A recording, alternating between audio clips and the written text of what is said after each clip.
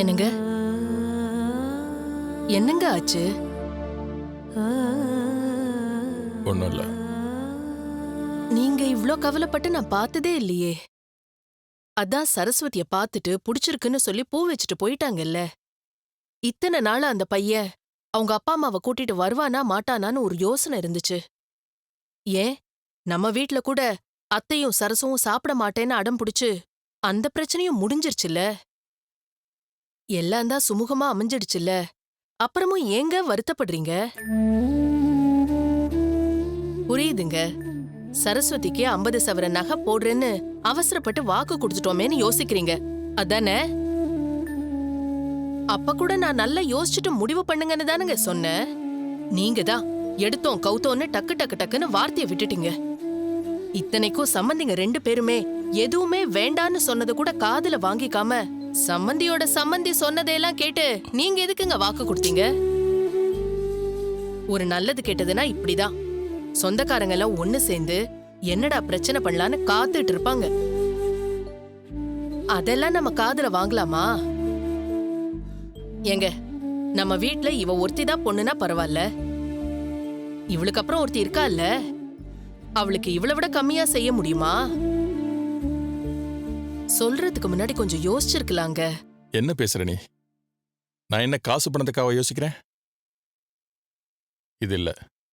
இதை விட அவங்க அதிகமா கேட்டிருந்தாலும் நான் சரின்னு தான் சொல்லியிருப்பேன். அப்படி பணம் காசு கொடுத்ததுக்கு அப்புறம் அங்க போய் என் பொண்ணு நிம்மதியா வாழ்ந்தான்னா அது எனக்கு சந்தோஷம்தான். ஆனா பிரச்சனை அது இல்ல. வேற என்னதாங்க பிரச்சனை?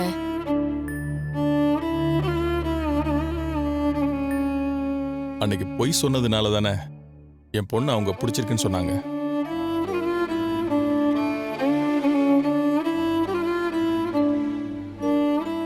கோதை அண்ணன் அண்ணன்னு சொல்ற வார்த்தை ஏதோ பேச்சுக்காக இல்ல.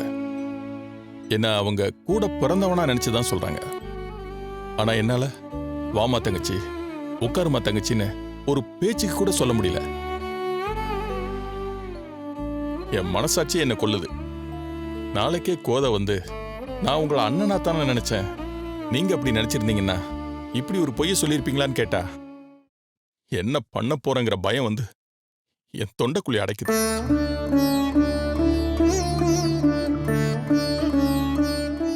யாரோ எங்கேயோ பிறந்தவங்க நம்மள சொந்தமா நினைச்சு நமக்கு உண்மையாவும் நேர்மையாவும் இருக்காங்க. ஆனா நாம அவங்களுக்கு நம்பிக்கை துரோகம் பண்றோம்.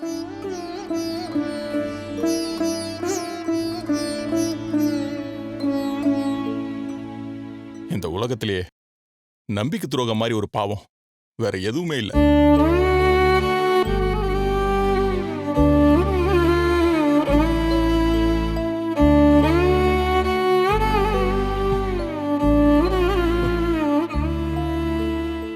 அந்த நம்பிக்கை துரோகத்தை பண்ணிட்டு கொஞ்சம் கூட குற்ற உணர்ச்சி இல்லாம அவங்க முன்னாடி சிரிச்சு பேசுற தைரியம் எப்படி வரும் சொல்லு?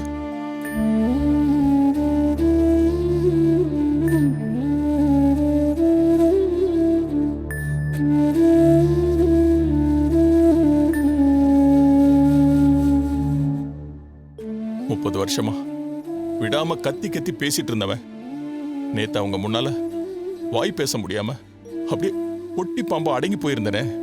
எதனால? அப்படியே என் மனசு உருக்குலைஞ்சு போச்சு. எங்க என்னங்க இது? நடந்து முடிஞ்சிருச்சு, அதை திரும்ப மாத்த முடியுமா? ஏங்க உங்க மனச போட்டு இவ்ளோ சங்கடப்படுத்திக்கிறீங்க? இல்ல வாசி,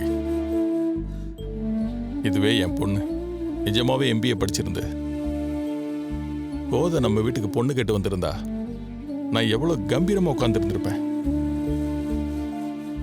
அதை நினைச்சு பார்க்கவே எவ்வளவு பெருமையா இருக்கு. கோதை விட்ட ஆளுங்களை நான் ஒண்ணு குற்றம் சொல்லல, அவங்க எல்லாரும் நல்லவங்க தான். ஆனா அவங்க சம்பந்தி பேசின பேச்சுக்கு என் பொண்ணு மட்டும் படிச்சவளா இருந்திருந்தா என் ஆன்சரை வேற மாதிரி இருந்திருக்கும். திருடனுக்கு தேல் கொட்டின மாதிரி வார்த்தையை மெல்லவும் முடியாம முழுங்கவும் முடியாம அப்படி ஒரு மரண அவஸ்தையில உட்கார்ந்திருந்தேன். இங்க பாருங்க, நீங்க இப்படி எல்லாம் ஃபீல் பண்ணா உங்க உடம்புக்கு ஏதாவது ஆயிடுங்க. தயவு செய்து நான் சொல்றத கேளுங்க. ஐயோ, என்னை ஏன் புரிஞ்சிக்கவே மாட்டேங்கிறீங்க? என்னை பத்தி எனக்கு எந்த கவலையும் இல்ல. நான் கவலைப்படுறதெல்லாம் என் பொண்ணை பத்தி தான். நான் ஏதோ வில்லன் மாதிரியும் அவளை குடும்பப்படுத்தி சித்திரவதைப்படுத்தி சந்தோஷப்படுற சைக்கோ மாதிரில நினைச்சிட்டு இருக்கீங்க. ஐயோ, அப்படியெல்லாம் இல்லைங்க. அப்படிதான் நினைக்கிறீங்க. ஆனா நான் அந்த மாதிரில இல்ல வாசுகி. இந்த உலகத்துல என் அம்மாவுக்கு அப்புறம் எனக்கு ரொம்ப பிடிச்சதே என் பொண்ணுதான். என்ன அந்த பாசத்தை நான் நேரடியா காட்டுறதில்ல, அவ்வளவுதான். பொண்ணுங்க படிச்சாதான் யார் துணையும் இல்லாம அவ குடும்பத்தை நல்லபடியா காப்பாற்ற முடியுங்கிறதுக்காக நல்லா படிக்க வைக்கணும்னு நினைச்சேன். அதுக்காகத்தான் ஸ்ட்ரிக்டா நடந்துக்கிட்டேன். மத்தபடி அவ என் உசுல பாதி தெரியுமா?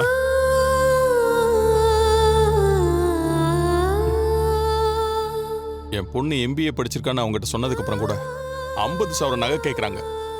இல்ல அவ +2 தான் படிச்சிருக்கா, அதுலயும் ஃபெயிலுன்னு சொன்னா என்னெல்லாம் கேட்பாங்களோ. நான் படின்னு சொன்னப்பெல்லாம் கேட்கவே இல்லை. இன்னைக்கு அந்த படிப்பே அவளுக்கு வினையா வந்துருச்சு. எல்லாத்தையும் தாண்டி நான் பொய் சொல்லக்கூடாதுன்னு நினைச்சது எதுக்கு தெரியுமா? என் பொண்ணு முதல்ல வாழ்க்கை ஆரம்பிக்க போறா. அத பொய் சொல்லி ஆரம்பிச்சா நல்லாவா இருக்கும்? இந்த ஒத்த பொய் அவ வாழ்க்கையில சிக்கலை உண்டு பண்ணிருச்சுன்னா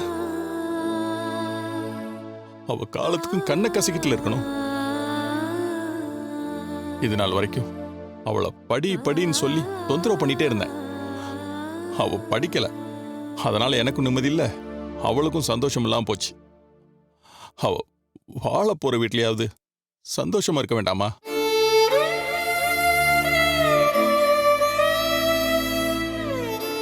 நாம சொன்ன போய் எப்ப தெரிஞ்சிருமோன்னு பயந்து வாழ்றதெல்லாம் ஒரு வாழ்க்கையா? நீங்க சொல்றதெல்லாம் எனக்கு புரியுதுங்க. ஆனா நாம இப்ப என்ன பண்றதுன்னு எனக்கு ஒண்ணுமே புரியலங்க. ஒரு பொய்க்கு உடனே இறந்துட்டேன். இதுக்கப்புறம் நான் கோதைக்கிட்ட போய் பாவம் மன்னிப்பா கேட்க முடியும்? சாகுற வரைக்கும் கோதை முகத்தை என்னால நிமிந்தே பார்க்க முடியாது.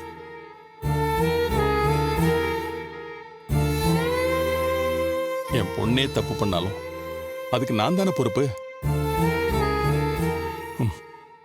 நடக்கிறது நடக்கட்டும். எனக்கு வேற என்ன பண்றதுனே தெரியல.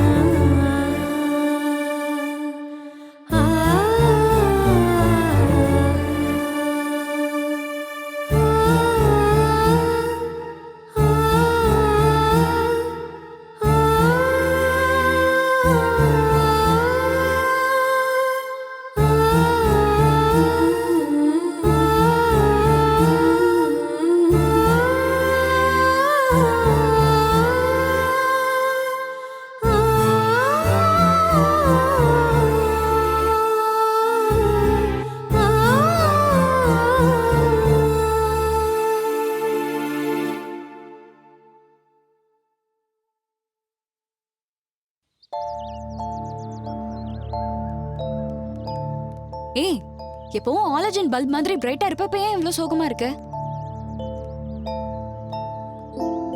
ஏய், உன் ஆள் வருவார்ரி, கவலைப்படாம வந்து உட்காரு வா.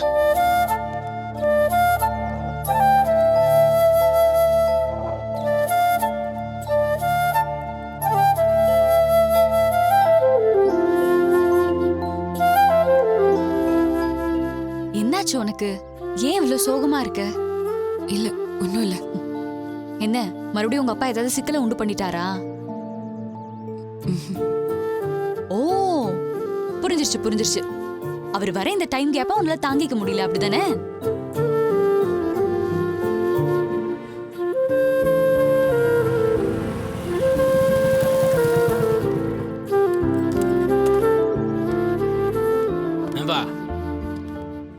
ஏப்பா தமிழே நில்லுப்பா. அதான் எல்லாம் செட் ஆயிடுச்சுல்ல, அப்புறம் மறுபடியும் இங்க வரோம். இல்லடா, ஏதோ முக்கியமான விஷயம் பேசணும்னு சொல்லி கூப்பிட்டாடா. அதுக்கு நீ மட்டும் வந்தா பரவாயில்ல, எக்ஸ்ட்ரா லக்கேஜ் மாதிரி என்னையும் கூட்டு வந்த? ஏதோ பிரச்சனையாண்டா, என்னன்னு கேட்போம் வா. சரஸ்வதி, என்ன திடீர்னு கூப்பிட்ட? என்ன மின்னல், எப்படி இருக்க? நல்லா இருக்கேன்.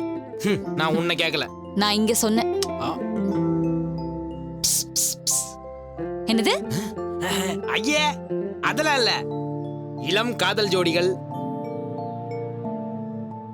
அவங்களையும் டிஸ்டர்ப் பண்ணிக்கிட்டு அதான் ஓரமா போயிடலான்னு.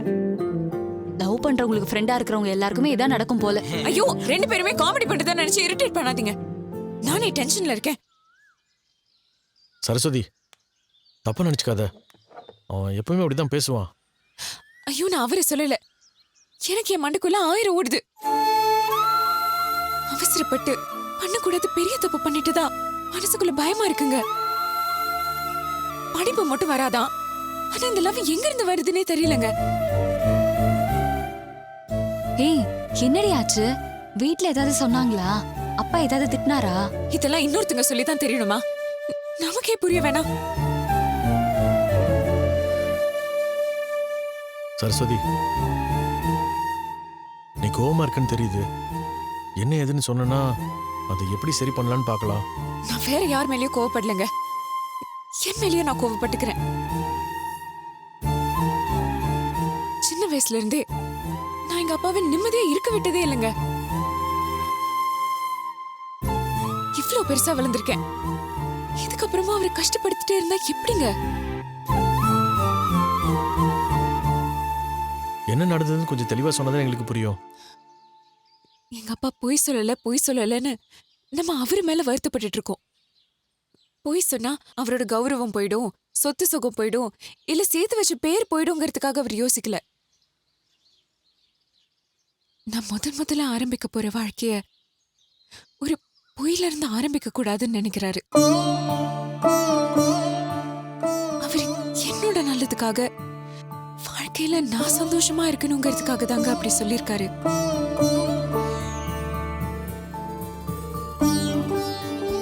என்ன இருந்தாலும் அவர் படிச்சவர்ல, அதனால அவரால் யோசிக்க முடியுது. எனக்கு இது தோணவே இல்லை பாருங்க. எல்லாத்துக்கும் மேல அவரை நான் தப்பா வேற நினைச்சிருக்கேன். பொய் சொல்றத அவர் தப்புன்னு நினைக்கிறாருங்க. குற்ற உணர்ச்சியா ஃபீல் பண்றாரு. ஆனா நாம அதை ரொம்ப ஈஸியா எடுத்துக்கணும்ல. கோவில்ல பார்த்து அத்தை என்ன பிடிச்சிருக்குன்னு சொன்னாங்க. எல்லாத்தையுமே அவங்க இயல்பா தாங்க பாக்குறாங்க. அவங்க கிட்ட பொய்யோ பாசாங்கோ எதுவுமே இல்ல. எவ்வளவு நேர்மையா இருக்காங்க. அவங்க முன்னாடி நாம பொய் சொல்லிட்டு எப்படிங்க அவங்க முகத்தை பாக்குறது? எங்க அப்பாவும் சரி அத்தையும் சரி உண்மையா இருக்காங்க. அவங்களுக்கு நடுவுல நாம பொய்யா நிக்கிறப்போ உடம்பெல்லாம் கூசுதுங்க. எங்க அப்பா சொன்னதுக்கு அப்புறம் தான் நானே இதை பத்தி யோசிச்சேன். எதுக்குங்க நம்ம பொய் சொல்லணும்? பொய்ய சொல்லிதான் நாம நம்ம வாழ்க்கைய ஆரம்பிக்கணுமா?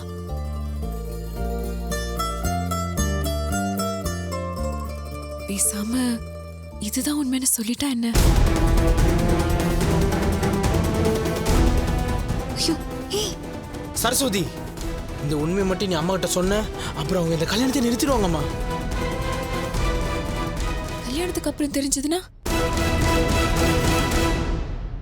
அப்புறம் வர வழி இல்ல, உங்களை எதுவும் பண்ண முடியாதுல்ல. சாகுற வரைக்கும் எங்களுக்குள்ள அந்த குற்ற உணர்ச்சி இருக்கும்ல. கடைசி வரைக்கும் உங்களுக்கு நம்ம மேல ஒரு கோவம் இருந்துகிட்டே இருக்குங்க. மா, அப்படிலாம் பார்த்தா யாராலும் எதுவுமே பண்ண முடியாதுமா. சொல்றோம்.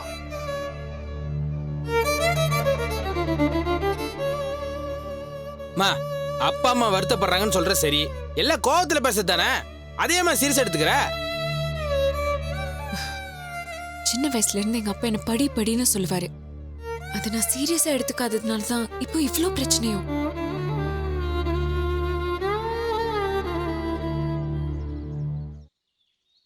படிக்காத ஒரே காரணத்தினால தானே இவ்வளவு நடக்குது.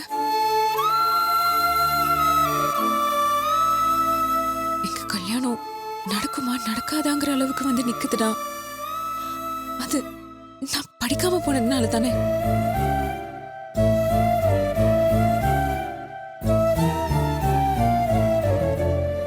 பெரியவங்க சொல்றது கேக்குறது தெய்வ குத்தம்லாம் இல்லைன்னு.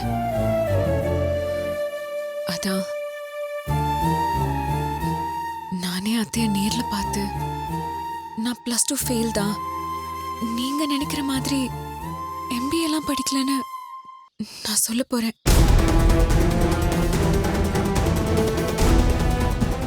என்ன விளையாடுறியா? யோசிக்காம நீ பாட்டுக்கு பேசிட்டு இருக்க. நான் நல்லா யோசிச்சு தான் பேசுறேன். இதால என்ன ஆகும் தெரியும்ல. என்ன ஆனாலும் சரி. ஆமாடி சரஸ்வதி, வேணாம்மா. எங்க 2 பேருக்கு தான் அம்மாவோட குணம் தெரியும். அதனால இந்த உண்மையை சொல்ல வேணாம்மா. டேய் நாமச்சி, சும்மாறா. சரஸ்வதி சொல்றதுதான் சரி.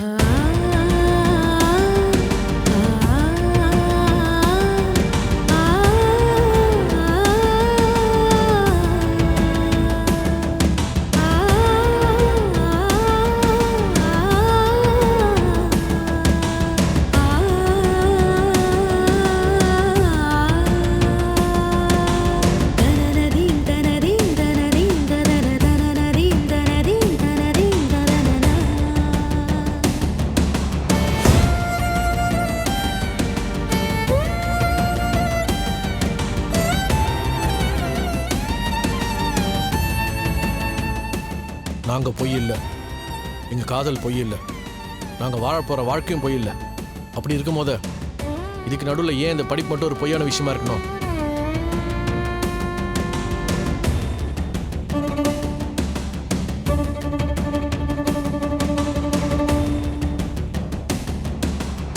சரஸ்வதி சொன்ன ஒரு வார்த்தையும் கேட்டப்போ என்ன நினைச்சா எனக்கே அவமானமா இருக்கு.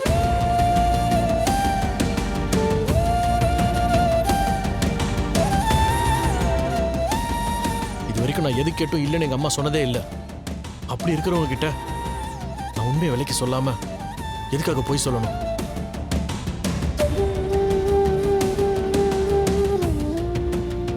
எனக்கே அவங்க படிச்ச பொண்ணை கல்யாணம் பண்ணிக்கணும்னு நினைச்சாங்க. நான் படிச்ச பொண்ணை கல்யாணம் பண்ணிக்கிட்டா என்ன பேங்க் மேனேஜராவோ டாக்டராவோ இல்லை வக்கீலாவோ ஆக போறேன்?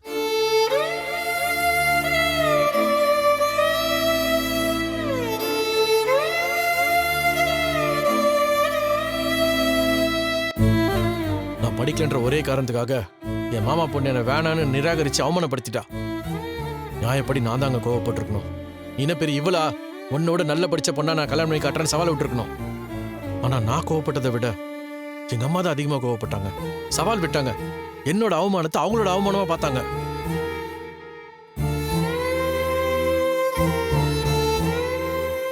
இந்த உலகத்துல யார் வேணாலும் தப்பு பண்ணலாம், ஏன் அந்த சாமியை கூட தப்பு பண்ணலாம். ஆனா தமிழ் மட்டும் தப்பே பண்ண மாட்டோம்னு நினைக்கிறவங்க எங்க அம்மா. அவங்க கிட்ட போய் சொல்லி ஏமாத்திட்டு துரோகம் பண்ணி அப்படி என்னடா சாதிக்க போறோம்? சரஸ்வதி சொன்ன மாதிரி எங்க அம்மா கிட்ட எல்லா உண்மையை சொல்லிட்டு அதுக்கப்புறமா நாங்க சந்தோஷமா வாழறோம். அப்படி இல்லையா அதுக்காக நாங்க 2 பேருமா சேர்ந்து போராடுவோம்.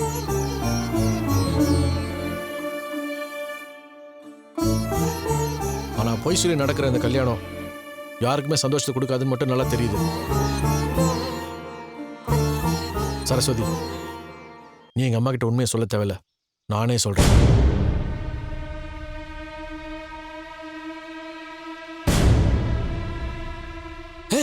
என்னப்பா பேசுற? நீங்க 2 பேரும் உணர்ச்சி வசப்பட்டு ரொம்ப அவசரப்படுறீங்க. கொஞ்சம் நிதானமா இருங்க. ஏப்பா நீ இப்படி யோசிக்காம பேசுறேன்னா அதுக்கப்புறம் வரப்போற பிரச்சனை ரொம்ப பெருசா இருக்கும். அது நம்ம யாராலையும் சமாளிக்க முடியாது. அதனால உங்களுக்கு கெஞ்சி கேட்குறேன், தயவு செஞ்சு கொஞ்சம் நிதானமா யோசிங்க. சரஸ்வதி, நம்ம காதல சேர்த்து வச்சது இந்த சாமி தான் நீ நம்புறல்ல? சாமி சேர்த்து வச்ச காதல மனுஷங்களால என்ன பண்ணிட முடியும்? நம்ம இதுக்கு மேலேயும் பொய் சொல்ல முயற்சி பண்ணா அது அந்த சாமியை அவமானப்படுத்துற மாதிரி. இதுக்கு மேலே நான் ஒரு நிமிஷம் இருந்தா கூட என் மனசு மாறத்துக்கு சான்ஸ் இருக்கு. நான் உடனே போய் எங்க அம்மா கிட்ட எல்லாம் உண்மையா சொல்றேன். தமிழே தமிழே